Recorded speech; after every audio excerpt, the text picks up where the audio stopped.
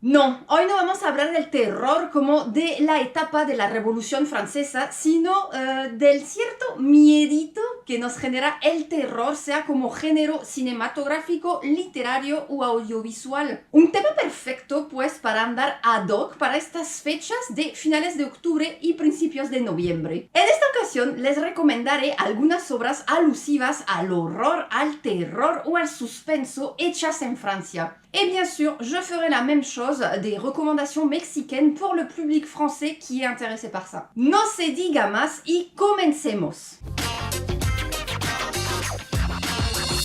Ojo, antes de empezar quisiera hacer un disclaimer.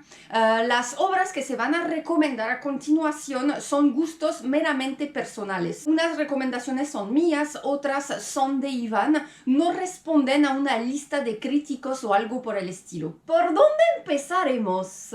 ¿México o Francia? ¿Libros, películas, series, cómics? Ok, on commence par le Mexique et par le cinéma. Pero había un hálito de maldad dentro de ella, listo para revivir y atacar a seres inocentes.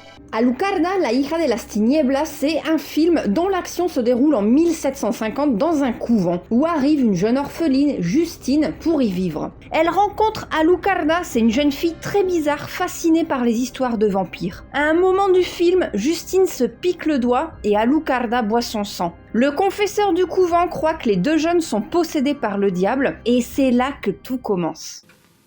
Se fue la señora con las momias. Ahora que estamos solos, hay que aprovechar la ocasión. Eche. Hazme un filetote de este grueso. El esqueleto de la señora Morales, le squelette de Madame Morales. La vie conjugale de Pedro et Gloria Morales est un enfer. La femme tourmente son mari, mais en même temps, elle refuse de se séparer, ce qui empire bien sûr la situation chaque jour un peu plus. Mais un jour, Pablo, le mari, annonce à leur connaissance que Gloria a quitté la ville pour aller rendre visite à une tante. Mais les choses ne sont pas exactement ce qu'elles semblent être. Vraiment, c'est un film que je vous recommande, il est super bien fait, c'est plein d'humour noir. Quand je l'ai vu, j'ai adoré. Mira, Macario, esta es la humanidad. Ahora reina la calma. Mira las artes. Macario, ça a été le premier film mexicain nominé à l'Oscar du meilleur film étranger en 1961. Et c'est aussi, bien sûr, un des plus grands classiques du cinéma mexicain. Macario est un paysan très pauvre qui vend du bois dans son village. Et l'un de ses plus grands désirs, c'est de manger un guajolote, l'équivalent d'une dinde, pour lui tout seul. Con el sabor del guajolote en la boca, sin desear otro pedazo. Quand son vœu s'exauce, il y a Dieu, le diable et la mort qui apparaissent en lui demandant de partager sa nourriture. Il accepte de partager uniquement avec la mort, qui lui donne, en guise de reconnaissance, une eau guérissante, curative, avec laquelle il fera des miracles. Franchement, c'est un film très poétique et la photo, une merveille, je vous en parle même pas. Esta noche, hasta el viento tiene miedo.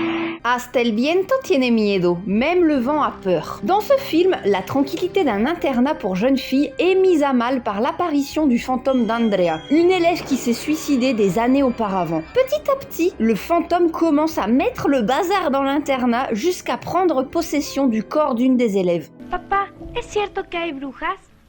No, princesa. Claro que no.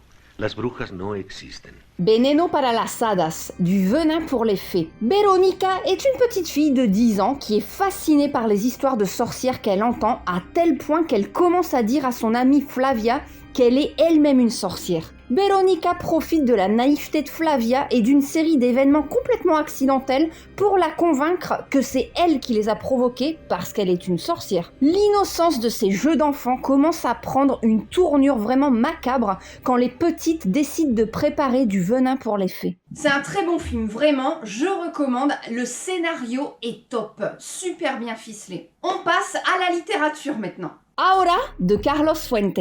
C'est un livre court mais intense. C'est l'histoire d'un jeune historien qui est engagé par une veuve pour terminer les mémoires de son époux. Et pour ce faire, il doit aller vivre dans une maison lugubre et solitaire. C'est là que l'historien rencontre Ahora, la mystérieuse nièce de la veuve, et il tombe amoureux d'elle. Petit à petit, avec la nièce et la veuve dans la maison, les choses commencent à devenir vraiment bizarres. Comme je vous l'ai déjà dit, c'est une lecture rapide mais vraiment intense. Et en plus, pour ne rien gâcher, l'action a lieu dans une maison dans le centre historique de la ville de Mexico. C'est mon endroit préféré au monde. Un autre livre que je vous recommande, c'est Los Niños de Paja, Les enfants de paille de Bernardo Esquinca. C'est un recueil de plusieurs contes de terreur. Il y en a un qui se centre sur un légiste qui tente de résoudre l'assassinat de sa femme avec l'aide d'un médium. Il y en a un autre qui parle d'un homme qui rêve de cataclysmes aériens. Un autre conte aussi qui parle de centres psychiatriques qui gardent des histoires terrifiantes. Et il y a aussi ce conte qui narre l'histoire d'un épouvantail qui garde les secrets d'un groupe d'enfants. En tout,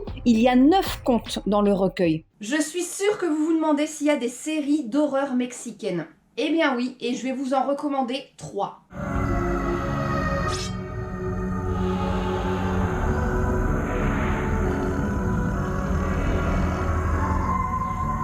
La Hora Marcada, c'est une vieille série filmée à la fin des années 80 et qui était diffusée à la télé. Chaque épisode présentait des histoires individuelles de terreur, des histoires fantastiques, de science-fiction, et la seule chose qui unissait les chapitres, c'était la dame en noir qui apparaissait toujours à un moment de chaque épisode et qui représentait la mort. Ce qui caractérisait cette série, c'est le fait qu'elle présentait des histoires vraiment bien faites par rapport au canon de production de l'époque. Si vous voulez, vous pouvez voir certains épisodes sur YouTube. Un fait curieux de cette série, c'est que c'est là que plusieurs cinéastes mexicains qui ont aujourd'hui une renommée internationale ont commencé leur carrière. Je pense notamment à Guillermo del Toro, Alejandro González Iñárritu, Alfonso Cuarón, Emmanuel Lubezki. Están entre nosotros. Que si no hacemos algo, a todos nos va a cargar muertos. Diablero. Diablero, c'est une série sur des chasseurs de démons à la mode Chilanga. Chilango, c'est tout ce qui fait référence à l'ambiance populaire de la ville de Mexico. C'est pas une série, waouh, la grande série, non, mais ça sort du typique, du cliché. C'est différent des chasseurs de démons à l'américaine et ça représente vraiment bien l'humour noir mexicain. Et la série, elle est basée sur le livre El Diablo me obligó, Le Diable m'a obligé, de l'écrivain mexicain Francisco Hagenbeck. Debe ser el caso más raro que he visto, ¿no? Gloria a Dios. Los Enviados, les envoyés. Cette série raconte la mission de 2 prêtres qui sont envoyés par le Vatican dans un petit village du Mexique pour tenter de percer les mystères de supposées guérisons miraculeuses opérées par un prêtre qui a disparu sans laisser de traces. Alors qu'ils cherchent ce qui s'est passé, il y a un centre psychiatrique en périphérie de la ville qui commence à chambouler complètement l'histoire. Voilà, ce sont les titres que je vous recommande. Jetez-y un œil. Et maintenant, on passe à l'espagnol. Pues ha llegado el momento de hacerles mis recomendaciones en francés. Comencemos por el cine y por la que sería la primera película de terror francesa. Le manoir du diable, la Mansión del Diablo de Georges Méliès, hecha en el año de 1896, es decir, en el siglo antepasado. Un murciélago vuela a un antiguo castillo donde se transforma en el diablo y de ahí parten varias situaciones. Esta obra dura escasos 3 minutos, pero para la época es ya todo una proeza. Y ni qué decir de los efectos especiales. La nuit ha devoré le monde. La noche ha devorado el mundo. En esta película vemos un París desierto donde solo quedan zombies muertos vivientes. Esta cinta juega mucho con los silencios para incentivar la angustia, donde radica su fuerza. Al interior. Es Nochebuena, Sara, una joven embarazada que ha perdido a su marido, es atacada repentinamente por una mujer desquiciada, dispuesta a todo para recuperar a su bebé. Película muy gore, les advierto. Es una de estas cintas que nutren el terror extremo francés o gore francés que le llaman, donde claramente la sangre es un protagonista más, tiene un papel aparte. Some guy's been breaking into people's homes, murdering the parents. Ghostland, presentada al español como Pesadilla en el infierno. Tras la muerte de su tía, Pauline y sus dos hijas heredan una casa, a la que entran unas personas con la finalidad de matarlas. Pauline debe luchar para salvar a ella y a sus hijas. Sin embargo, todo empieza a salirse de control. En el papel materno, por cierto, está una cantante muy famosa francesa que se llama Mylène Farmer, que tengo entendido tiene muchos fans en México. Lucie Jurin nous a échappé il y a 15 ans, n'est-ce pas? Mártires. Del mismo director que la película anterior, tenemos ahora esta. A principios de la década de 1970, Lucie, una niña de 10 años, es encontrada meses después de su desaparición, deambulando por una carretera. 15 años después, convencida de haber encontrado a sus verdugos, Lucie irrumpe en la casa de una familia con una escopeta. Y hasta ahí se las cuento, para dejarlos ahí picados. Frontières o Fronteras del Miedo, como se le presentó en Latinoamérica. Una pandilla de chavos decide un día llevar a cabo un robo. Tras huir, se refugian en un hostal. Para esos momentos en Francia, la ultraderecha acaba de ganar las elecciones y resulta que el hostal donde se refugian está repleto de neonazis, quienes comienzan a querer atraparlos. Una película salvaje, más salvaje que Inglourious Basterds de Quentin Tarantino. También, claro, tienen dos de las recientes películas de la directora Julia Ducournau, Titane y Grave, que de ellas seguro ya han oído bastante, por lo que no me extenderé. Antes de terminar la parte del cine, ahí les va una película más clásica y no reciente. Le reflet de ses yeux. De son visage.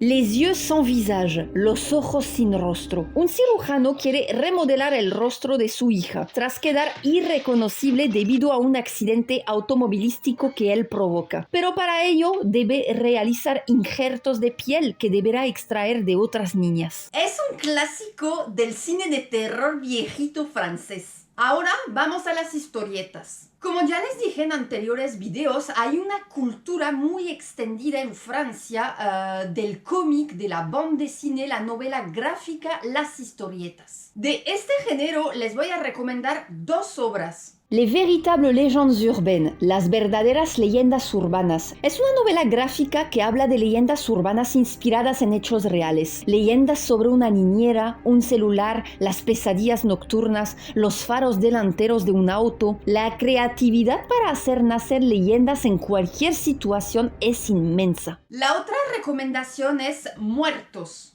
Este cómic se desarrolla en una hacienda del norte de México, donde burgueses, capataces y campesinos se unen para repeler una ola de violencia zombie. Sin embargo, esta solidaridad forzada se resquebraja rápidamente, pues comienzan a brotar nuevamente los condicionamientos clasistas y racistas. Iván me dice que este cómic es como una mezcla de diversos géneros de cine: el spaghetti western, los zombies de George A. Romero y las películas de rancheros de la época de oro del cine mexicano. Ahora, vámonos con la literatura. Aquí es obvio que hay que echarle una leída a Charles Baudelaire y su horror romántico en Les Fleurs du Mal o El fantasma de la ópera de Gaston Leroux, novela gótica publicada en 1910. Pero si quieren leer a un clásico de clásicos, les recomiendo definitivamente a Guy de Maupassant. De este autor existe un compendio de sus textos destinados a poner la piel chinita, que se llama Contes de la peur et de l'angoisse, cuentos del miedo y de la angustia. No sé si esté editado en español, intenten buscarlo.